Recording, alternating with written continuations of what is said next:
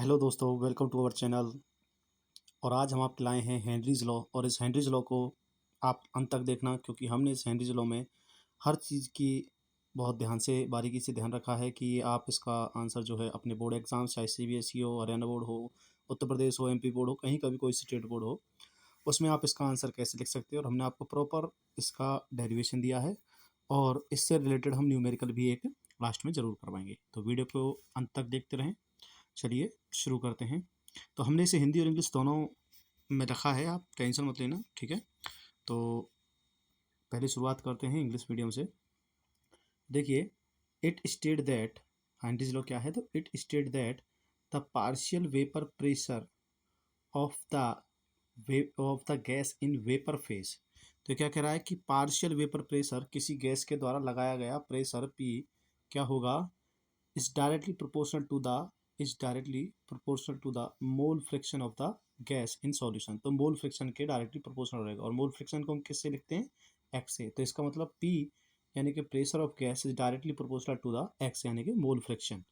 तो ये कहता है हमारा हेनरीज लॉ कि सर, आप जितना किसी गैस को का प्रेशर अगर आपको निकालना है, तो आप ये देखो कि आपने उसके अंदर गैस कितनी डाली है। मोल फ्रिक्शन से उसका मतलब होता है कि आपने उसके अंदर कितने नंबर ऑफ मोल्स गैसेस के डाले हैं। तो उसका मोल फ्रिक्शन निकालिए उस सॉल्यूशन के अकॉर्डिंग, ठीक है। चलिए इसको हिंदी अनुवाद और देख लेते हैं इसका। देखिए, किसी गैस द्वारा पानी के ऊपर बनाया गया दाब उस गैस की घुलनशील अंश यानी मोल अंश के समानुपाती होगा। तो कोई गैस किसी पानी के ऊपर कितना दाब लगाएगी, ये डायरेक्टली प्रोपोर्शनल रहेगा उसके मोल फ्रिक्शन यानी कि एक्स के, जो कि हमने आपको एक्सप्लेन कर रखा है। P is directly proportional to x, ठीक है। मतलब कि अगर पी बढ़ेगा, प्रेशर बढ़ेगा, तो एक्स भी बढ़ेगा यानी मोल फ्रिक्शन भी बढ़ेगा। और पी यानी कि प्रेशर घटता है तो मोल्स भी घटते हैं, ठीक है। तो ध्यान रखना, ये किस पे डिपेंड करता है, directly proportional to the mole fraction. अब आपको पता है इस जो ये प्रोपोर्शनलिटी साइन है, ये जो प्रोपोर्शनलिटी साइन है, इसका कोई मैथमेटिकल रिप्रेजेंटेशन नहीं होता है। मैथमेटिकल आप इसका कोई भी रिप्रेजेंटेशन नहीं कर सकते हो। तो इसीलिए हम क्या करते हैं भाई, इसीलिए हम इस चिन्ह को रिप्लेस करेंगे इक्वल टू के साथ। और इक्वल टू के साथ जब हम इसे बनाएंगे, तो हमें कोई ना कोई चीज़ कांस्टेंट देनी पड़ेगी। देखो क्यों, क्योंकि डायरेक्टली प्रोपोर्शनल का मतलब अगर ये बढ़ रहा है तो ये भी बढ़ रहा होगा, और अगर ये घट रहा है तो ये भी घट रहा होगा। तो मतलब कोई चीज़ इनके बीच में ऐसी कॉमन है जो इन दोनों पे क्या हो रही है, सेम इफेक्ट डाल रही है। तो pressure is directly proportional to the K H x.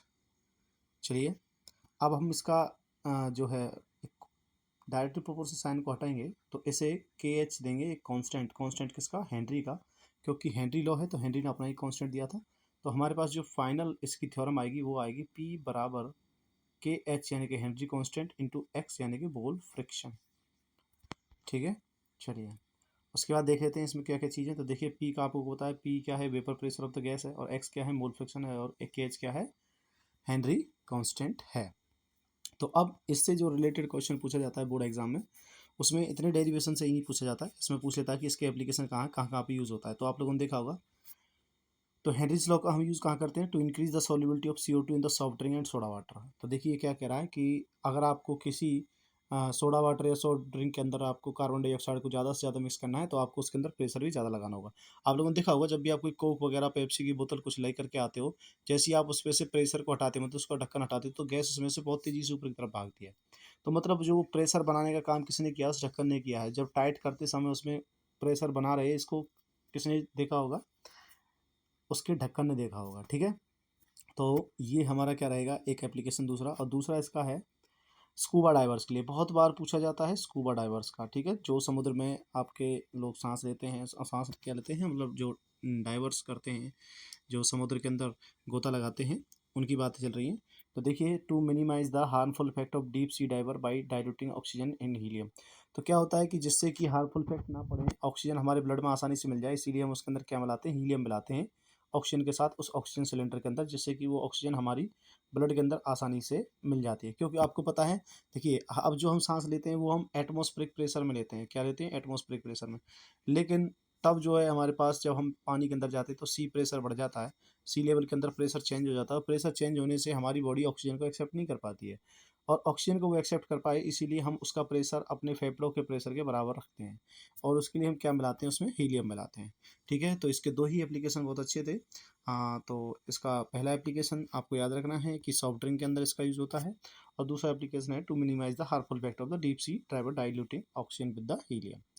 चलिए, अब इससे रिलेटेड हम इसका एक न्यूमेरिकल ले लेते हैं जो हरियाणा बोर्ड में पूछा गया है, और सीबीएसई बोर्ड में भी पूछा गया है, बोर्ड एग्जाम्स में। और कई बार तो ऐसा क्वेश्चन हमारा नीट और जेई में भी फंस जाता है, ज़्यादा आउट क्वेश्चन नहीं आते नीट जेई में भी, इसी में से आते हैं। देखिए, तो क्या है, क्वेश्चन है हमारे पास कि this is a toxic gas, ये एक टॉक्सिक गैस है with rotten egg like smell, सड़े हुए अंडे की स्मेल है इसकी। It is used for quantitative analyse, और ये क्वांटिटेटिव एनालाइज में यूज़ की जाती है। If the solubility of H2S in water at STP is 0.195 gram litre, calculate Henry law constant. तो आपको हेनरी लॉ कांस्टेंट निकालना है, यानी कि आपको निकालनी है KH की वैल्यू। ठीक है, तो उसने दे रखा है हमको क्या कि सर H2S की सॉल्युबिलिटी कितनी है, सॉल्युबिलिटी यानी कि गुड कितना रहा है 0.0195, क्या बोल रहा है सॉल्युबिलिटी, और क्या है 0.195 ग्राम लीटर वॉल्यूम यूनिवर्स। ठीक है, तो चलिए देखते हैं इसको आगे। तो सॉल्युबिलिटी यानी कि KH पूछ रहा है, अब KH के लिए क्या वही फॉर्मूला हमारे पास, तो P इक्वल टू, सॉरी इसको इधर लिख देते हैं, P इक्वल टू KH और KH बराबर क्या हो जाएगा x अपॉन में P, क्या x अपॉन में P। तो P हमारे पास है ऑलरेडी, हमको निकालना है इसका जो है x की वैल्यू चाहिए हमको, एक तो मोल फ्रैक्शन चाहिए। तो मोल फ्रैक्शन निकालने के लिए क्या करेंगे हम, तो सबसे पहले we have to find number of moles of solute. हमको सॉल्यूट के, देखिए मोल फ्रैक्शन कैसे निकलता है, तो मोल फ्रैक्शन निकलता है हमारा number of moles of solute upon में number of moles of solution. तो सॉल्यूशन सॉल्यूट सॉल्वेंट से दोनों से बनेगा, मतलब एक बार हम सॉल्यूट के ऊपर रखेंगे और सॉल्यूट सॉल्वेंट के नीचे। अब क्योंकि जो सॉल्युबिलिटी है वो वाटर के अंदर है, तो हम यहाँ पर वाटर के बेसिस पे निकालेंगे। तो कितना है सर, देखो उसने जो वाटर दे रखा है वो कितना है, वो 1 लीटर ग्राम पर लीटर, देखो यहाँ पर लीटर दे रखा है, यानी कि 1 लीटर के अंदर इतने ग्राम है। और हमको क्या निकालना, number of moles of water. तो नंबर ऑफ मोल्स निकालने के लिए क्या होता है सर, गिवन मास अपॉन में मोलर मास, क्या गिवन मास अपॉन में मोलर मास। तो गिवन कितना है सर 1000 ग्राम, और मोलर मास कितना होता है वाटर का, आपको पता है 18 ग्राम। अगर निकालना नहीं आता है तो हम सिखा देंगे, और ये टर्म आपको डायरेक्ट भी याद रखनी है, डायरेक्ट पूछ लेता है आपको। तो इसका टोटल क्या आ जाएगा काटने के बाद वैल्यू 55.55 मोल। ठीक है, अब क्या हमारे पास क्या आ गया सर, वाटर के मोल्स आ गए, और हमें क्या निकालना है एक्स, और एक्स क्या होता है मोल फ्रिक्शन। मोल फ्रिक्शन क्या होता है, सॉल्यूट का ऊपर रखेंगे और टोटल सॉल्यूशन का नीचे, यानी कि सॉल्यूशन का मतलब क्या होता है solute plus solvent. Solute plus solvent निकालेंगे, तो सॉल्यूट का हमारे पास ऑलरेडी दे रखा था 0.9195, ये हमें उसके अंदर गिवन था, और वाटर का हमने निकाल लिया है। और आपको पता है सॉल्यूट और सॉल्वेंट से मिलकर के क्या बनेगा, सॉल्यूट प्लस सॉल्वेंट से मिलकर के क्या बनेगा सॉल्यूशन, और हमें चाहिए सॉल्यूशन का, तो सॉल्यूट प्लस सॉल्वेंट, तो ये सॉल्यूट और ये सॉल्वेंट। तो ऊपर सॉल्यूट की वैल्यू रखी, ऊपर सॉल्यूट की वैल्यू रखी, और नीचे सॉल्यूट प्लस सॉल्वेंट। तो अब आ गया हमारे पास 0.0951 अपन में 55.55 में जब ये वैल्यू जोड़ेंगे तो हमारे पास आएगा 55.75। जब इसका हम काटेंगे तो हमारे पास वैल्यू आएगी 0.0035, क्या आएगी 0.0035। अब देखिए हमारे पास क्या क्या चाहिए था, हमसे पूछा क्या था उसने क्वेश्चन में, देख लेते हैं। क्वेश्चन में पूछा था उसने हेनरीज कांस्टेंट की वैल्यू, और KH बराबर क्या था अभी आपको बताया था, P उधर चला जाएगा, तो x अपॉन में P। तो x हमने निकाल लिया, 0.0035, और P हमारे पास कितना था 1.195। तो देखिए इस वैल्यूज़ को पुटअप कर देते हैं। तो लास्ट स्टेप है हमारे पास, ठीक है, तो लास्ट स्टेप है P बराबर KHX। Now we find out the pressure. Pressure क्या हो गया 1 बार, प्रेशर है हमारे पास कितना 1 बार, और KH की वैल्यू कितनी है, KH की निकालनी है, और किसकी पूछिए x की कितनी है 0.035।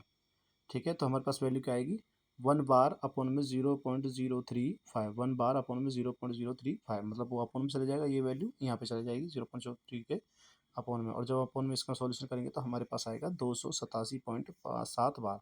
तो ये क्या आ जाएगा हेनरी कांस्टेंट की वैल्यू आ जाएगी 287.7। ठीक है, तो देखिए ध्यान रखना, गिवन क्या था सॉल्युबिलिटी कितनी थी 0.0195, number of moles of solid कितने थे 55.55, और मोल फ्रैक्शन क्या था H2S का 0.35, और हेनरीज कांस्टेंट की वैल्यू क्या आई हमारे पास 285.7। तो देखिए इस वीडियो में फिलहाल इतना ही। हमने आशा करते हैं कि आपको समझ में आया होगा और आपने लास्ट तक देखा भी होगा। अगर आप किसी भी बोर्ड एग्ज़ाम की तैयारी कर रहे हैं तो हम आपको बिल्कुल बहुत ईजी वे में नोट्स प्रोवाइड कर देंगे। आप हमारे चैनल के साथ जुड़े रहिए और हम series by series, chapter by chapter, हर एक चैप्टर का सॉल्यूशन अपने पेपर के ऊपर डालते रहें। तो नेक्स्ट वीडियो में हम आपको कराएंगे राउट्स लॉ कराएंगे। नेक्स्ट वीडियो में हम आपको कराएंगे routes law for volatile and non volatile. ठीक है, तो फिलहाल वीडियो में इतना ही। वीडियो देखने के लिए धन्यवाद। आपका दिन शुभ हो।